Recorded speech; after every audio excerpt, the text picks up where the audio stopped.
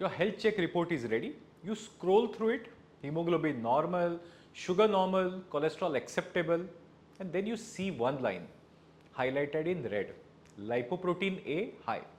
And the comment next to it says associated with increased risk of heart attack and stroke. So you weren't even looking for this number. It's not LDL, it's not triglycerides, it's something new. Lipoprotein A, the newest kid on the block. The cholesterol marker everyone is suddenly talking about. So the natural question, should you be worried? Namaste and welcome back to Cardiowise. I am Dr. Ameya Amonkar and today we are going to decode lipoprotein A calmly and clearly. We'll discuss what exactly LPA is, why it is different from routine cholesterol, whether it really increases heart attack risk, whether bringing it down is possible, and most important, how to use this test intelligently without unnecessary panic. Stay with me till the very end because I will show you how this one number fits into your overall heart risk picture. Let's start simple. Most of you already know LDL or low density lipoprotein, the so-called bad cholesterol. Now imagine LDL as a vehicle carrying cholesterol in your bloodstream. Lipoprotein A or LPA is essentially LDL but with an extra protein attached to it called apolipoprotein A. So LDL plus ApoA is lipoprotein A. Think of it like this. LDL is a regular delivery truck.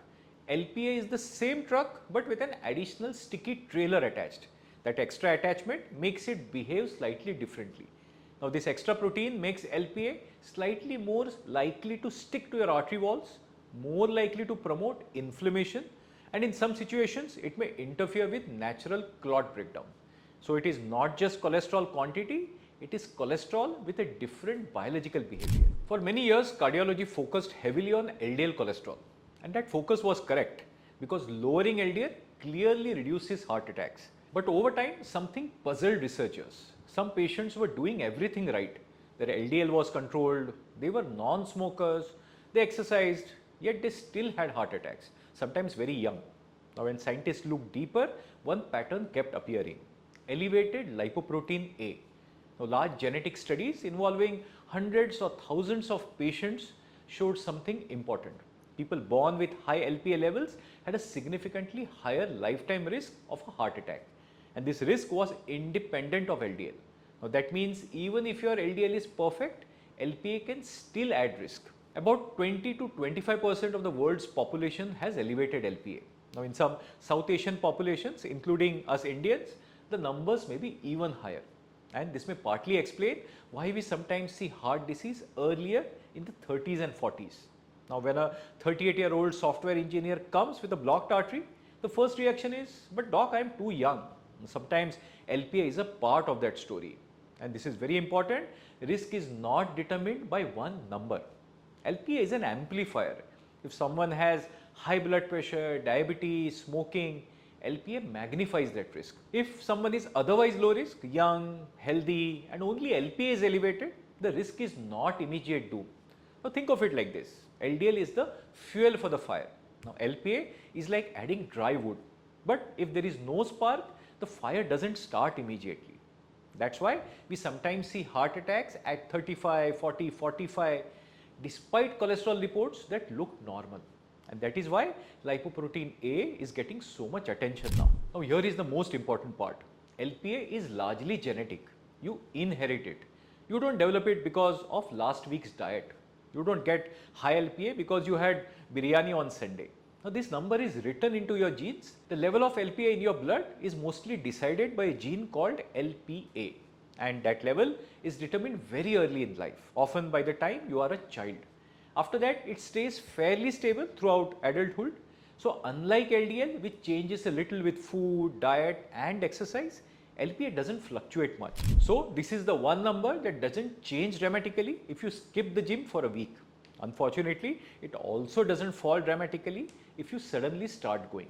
Now this is important because many patients feel guilty. Doctor, did I do something wrong? If your LPA is high, this is not a lifestyle failure, it's biology. Now if one parent has high LPA, there is a significant chance the child may inherit it. And in families with premature heart disease, elevated LPA is often found in multiple family members. I sometimes see 3 generations in the clinic. Grandfather had a heart attack at 52, father at 48, and now the son is sitting in front of me at 35. Worried, of course. Now, when we check LPA, sometimes that pattern makes sense. Now, when families see heart attacks in their 30s or 40s, what's really at play? Is it LPA or familial hypercholesterolemia? See, familial hypercholesterolemia, or FH as we call it, is less common at 1 in 250 people, but with high LDL, often above 160 to 190 milligram percent, and nearly 10 times increase in the risk. On the other hand, elevated LPA is far more common at 1 in 4 to 5 people and amplifies risk even in those with normal or mildly raised LDL. Now, these two genetic culprits often team up. FH is often the heavy hitter in many family histories with lifelong super high cholesterol, but 30 to 50% of FH families also have high LPA, creating a double hit that's even worse. Now, if your family has early heart disease but normal LDL reports, test LPA. Otherwise, screen FH first with LDL levels and family tree. Another important thing, because it is genetic and stable, you usually need to test it only once in adulthood. It does not need to be repeated every year like cholesterol. Now, let's talk numbers calmly and clearly, because this is where the most confusion begins. See, LPA can be reported in 2 different units. Now, some labs use milligrams per deciliter and others use nanomoles per liter, and that already creates chaos.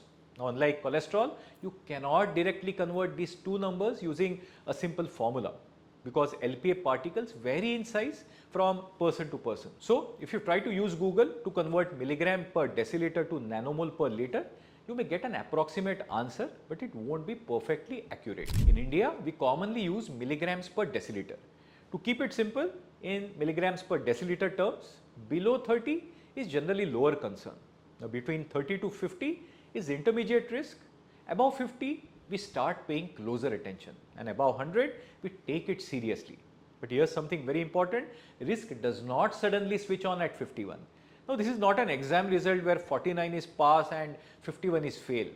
The higher the number, the higher the long-term risk.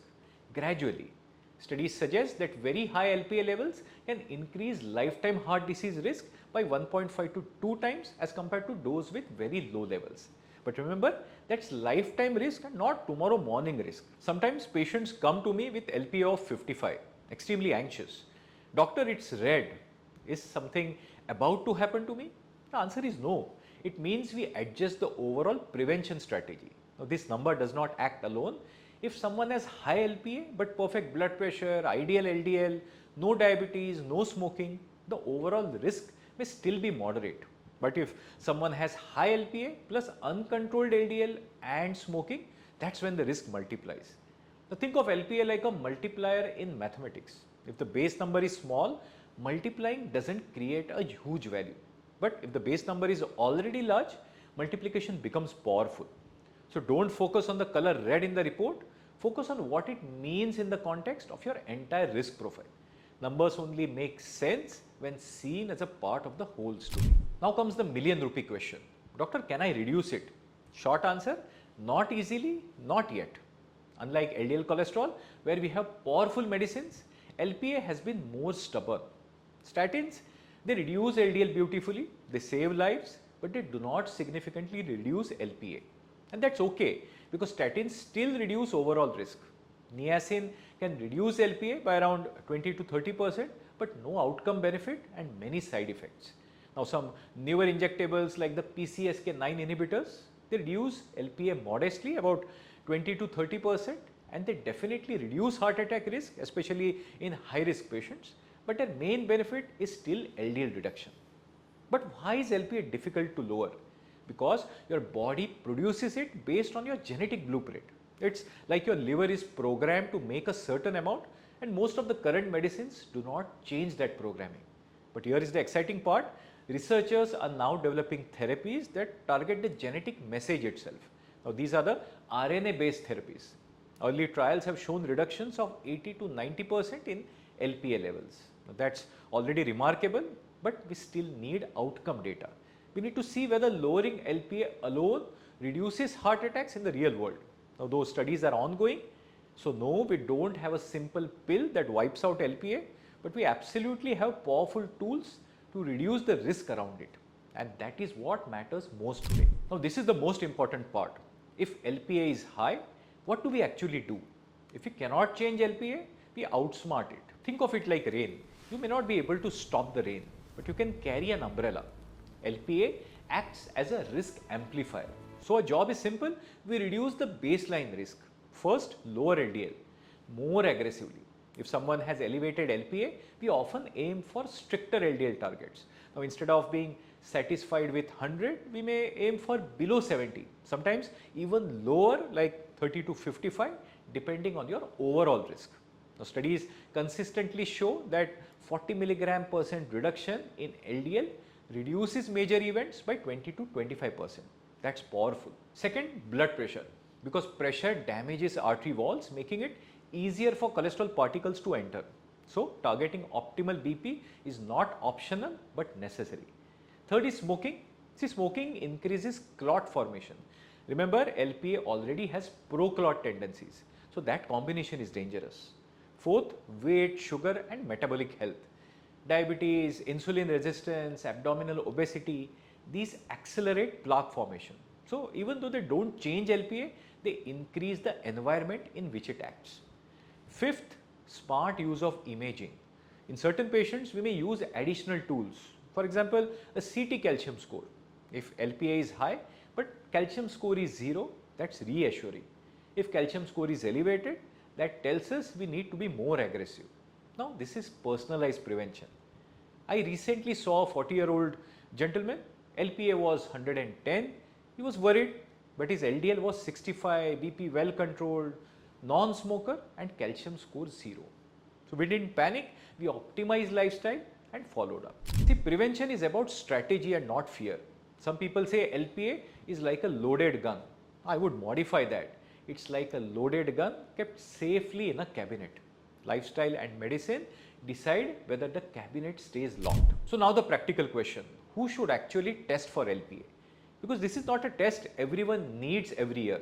Now I recommend LPA at least once in a lifetime. If you have, first is premature heart attack or stroke. So if you or someone in your immediate family had a heart attack or stroke at a young age, that is below 55 in men and 65 in women, LPA testing is reasonable. Second, strong family history. If your father, mother, uncle, siblings had early heart disease, even if your own cholesterol looks normal, LPA can help explain the pattern. Third, unexplained coronary artery disease. Now sometimes a person with no major risk factor develops coronary artery disease. So no diabetes, no smoking, LDL not very high.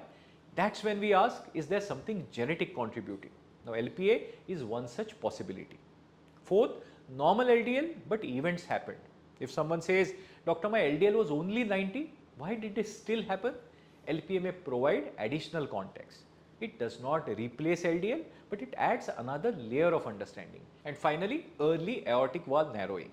Now, LPA has been associated with increased risk of calcific aortic stenosis in early age.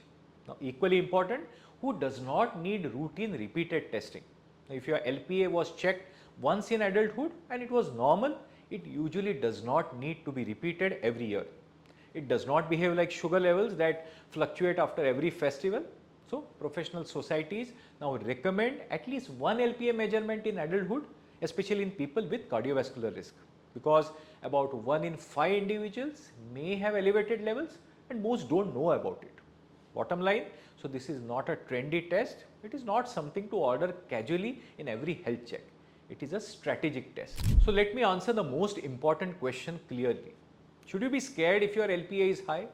No, but you should be informed. LPA is not a ticking time bomb, it is not an emergency signal, it is not a diagnosis, it is a risk marker, and a marker is different from a cause. It tells us about probability and not certainty. Preventive cardiology is not about waiting for symptoms, it is about understanding risk before it becomes disease, and LPA is one more tool that helps us do that. If this video helped you understand your report better, like it and share it with someone who may benefit, because knowledge when used widely prevents surprises. And subscribe to our channel so that you don't miss out on our next videos where we decode cardiology in a language you can understand. Goodbye and see you in the next one.